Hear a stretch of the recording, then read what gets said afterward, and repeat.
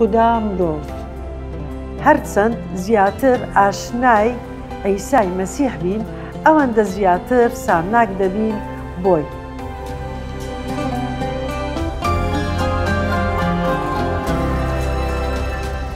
بۆ پەیوەستبوون بەم بنەمایە کە پێی دەڵێن خوددا مرۆڤ، کە عیسای مەسیح مرۆڤە و خودداشە لە هەمان کاتدا. نهێنیەکی مەزنە، ئەمەش لە گەوهەری پەیامی ڕزگاریدایە. لە کتێبێک بە ناوی عیسای مەسیح ڕزگارمانە لە دۆکتەر جۆن وۆڵڤۆرد نووسینی خوێندنێکی قوڵی تێدایە دەربارەی مەسیح لە هەردوو پەیمانی کۆن و نوێ، دەربارەی دەرکەوتنەکانی پێش بەرجەستەبوون کاتێک دەربارەی فریشتەی خوداوەند دەخوێنینەوە، هەروەها بەرجەستەبوونی دەبینین لە پەیمانی نوێ خوددا بوو بەجەستە و مرۆڤ. لێرەدا مەتا بە شێوەیەکی زۆری دیاریکرا و یارمەتیمان دەدات بۆ تێگەیشتنی بنەمای خوددا مرۆڤ پێش گوتاری سەرچیا. عیسا دەگەڕا و خەڵکی چاک دەکردەوە و فێری دەکردن، خەڵکیش لە دەوری کۆ دەبوونەوە. جا لە ناوچەی جەلیل ئۆقرەی گرت، ماڵی نەبوو، بەڵام لە کەفەرناحوم مایەوە. لەوانەیە لە ماڵی پەترۆس بوو بێت. لە چیاکە دابەزی و دوور کەوتەوە لە خەڵک، بەڵام کە لە چیاکە دابەزی دیسان خەڵکەکە لە دەوری کۆبوونەوە. لێرەدا دەستی کرد بە ئەنجامدانی پەرجووەکان. لە گوتاری سەرچیا باس لە پەرجووەکانی ناکات، بەڵکو تەنها فێری دەکرد. وەکو بینیمان، گوتاری سەرچیا نمایشێکی ناوازەیە بۆ چۆنیەتی ژیان لە ڕوانگەی ئەوەی کە عیسا کێیە. جا کاتێک لە چیاکە دابەزی دەستی کرد بە پەرجووەکان بۆ ئەوەی ئەو ڕاستیە دووپات بکاتەوە کە خۆی کێیە. لە بەشی 8 دەبینین کە گوڵێک چاک دەکاتەوە. لە ئاەتی 5 تا 13 چاکبوونەوەی کوڕی سەرپەلێکە. ئەوەش یەکەم ئاماژەیە لە ئینجیل بۆ ڕەفتار لەگەر کەسێکی بتپەرست. زۆر بتپەرست هەبوون، باوەڕیان دەهێنا و دەبوونە جوولەکە. ئەیساش سەرسام بوو لە باوەڕی ئەو سەرپەلە. ئاەتی دا کاتێک ئەیسا گوێی لەمە بوو سەرسام بوو، بەوانەی فەرموو کە دوای کەوتبوون، ڕاستیتان پێ دەڵێم لە ئیسرائیلدا کەسم نەدیوە باوەڕێکی بەهێزی ئاوای هەبێت. دواتر خەسووی پەترۆسی ساخ کردەوە، با بڕۆینە کەفەرناحوم کە لەوێ ئەیسا ماوەی 18 مانگ نیشتەجێ بوو. ئەیسا لە ماڵێک نیشتەجێ بوو. ئەیسا دەستی بە پەرجووەکانی کرد.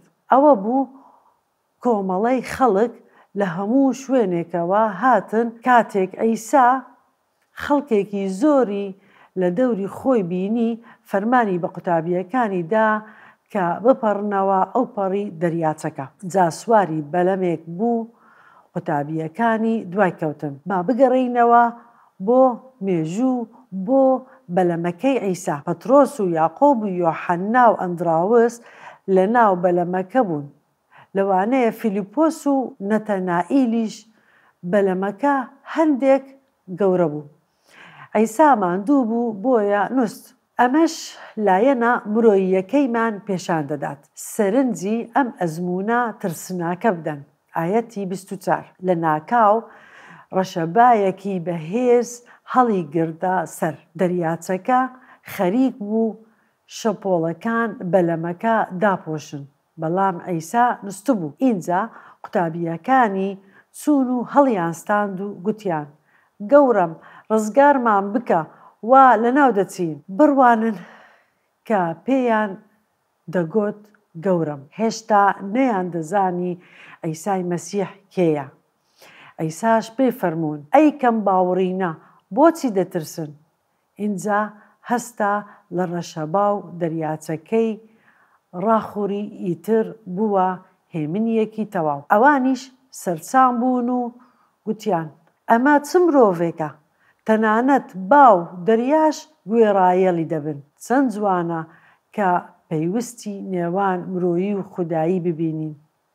عیسا مرۆڤی تەواو و خودای تەواو بوو. هەوڵی تێگەیشتنی ئەمە سەختە بەڵام ڕاستە. لەو کتێبەی کە باسمان کرد دانەرەکەی پەیڕەوی ئەم بنەمایە دەکات خوددا مرۆڤ. ئەم یەکێتیە سەیرە کە خوددا بەرجەستە بوو مرۆڤ و لە نێوانماندا نیشتەجێ بوو. عیسا مەسیح خودایەکی مرۆڤە. ئەمەش دەمانبات بۆ پرسیاری تێرامان کاتێک وەسفی پۆڵس و عیسای مەسیح دەخوێنینەوە لە کۆلۆسی چۆن تێگەیشتنی ڕاستیتان و کاردانەوەتان هەڵدەسەنگێنن بەرامبەر بە ئەم ڕزگارکارە. پۆڵس لە نامەی کۆلۆسی 1:15 دەڵێ کوڕەکە وێنەی خودای نەبینراوە، نۆبەرەیە و لە سەرووی هەموو بەدیهێنراوانە، چونکە بەو هەموو شتێک بەدیهێنرا لە ئاسمان و لە سەرزەوی بینرا و نەبینراو، تەخت یان دەسەڵات، سەرۆکایەتی یان حوکمڕانی، هەموو لە ڕێگەی ئەوەوە و بۆ ئەو بەدیهێنران. ئەو پێش هەموو شتێکە و هەموو شتێکیش بەو یەک گرتووە. یۆحەناش لە ئەنجیلەکەی بەشی 1 و ئایەتی 1-3 دەڵێ لە سەرەدادا وشەکە هەبوو، وشەکە لە لای خوددا بوو، وشەکە خۆی خوددا بوو. ئەو لە سەرەتاوە لە لای خوددا بوو. هەموو شتێک بەو بەدی هاتووە. بێ ئەو هیچ شتێک بەدی نەهاتووە لەوانەی کە بەدی هاتوون. ئەو خودایە و مرۆڤە. کۆلۆسی 1:18 ئەو سەری جەستەیە کە کلیسایە.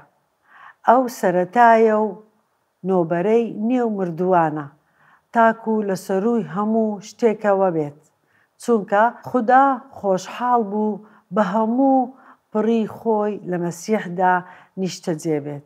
لە ڕێگەی ئەوەوە هەموو شتێک لەگەڵ خۆیدا ئاشت بکاتەوە و بە خوێنی خاچەکەی ئاشتی بێنێتەوە، ئەگەر لەسەر زەوی بێت یان لە ئاسمان. ئەمەش پەیوەندی هەیە لەگەڵ یۆحەنا.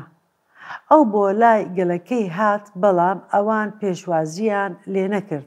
لەگەڵ ئەوەشدا هەموو ئەوانەی پێشوازیان لێ کرد، ئەوانەی باوەڕیان بە ناوی هێنا مافی پێدان ببنە ڕۆڵەی خوددا. ئەوانەی نە بە سروشت لەدایک بوون، نە بە خواستی مرۆڤ، نە بە ویستی پیاوێش، بەڵکو لە خودداوە لەدایک بوون. لێرەدا پێویستە لەگەڵ کۆلۆسی کاتێک باسی کلێسا دەکات. هەموو باوەڕداران هات بۆ ئەوەی لەدایکبوونی نوێ و ژیانی نوێمان پێ ببەخشێت. لە کۆتاییدا یۆحەنا دەڵێ وشەکەش بوو بە مرۆڤ و لە نێوانماندا نیشتەجێ بوو. شکۆی ئەومان بینی وەک شکۆی تاقانەیەک لە باوکەوە، پڕ لە نیعمەت و ڕاستی. لە ئەنجیلی مەتاش پەرجوویەکی مەزن هەیە. ئەو لە شەباکەی ڕاخوڕی بۆچی؟ چونکە خودایە، مرۆڤە. با پێکەوە پێداچوونەوەی بنەماکە بکەین. هەرچەند زیاتر ئاشنای عیسای مەسیح بین، ئەوەندە زیاتر سامناک دەبین بۆی.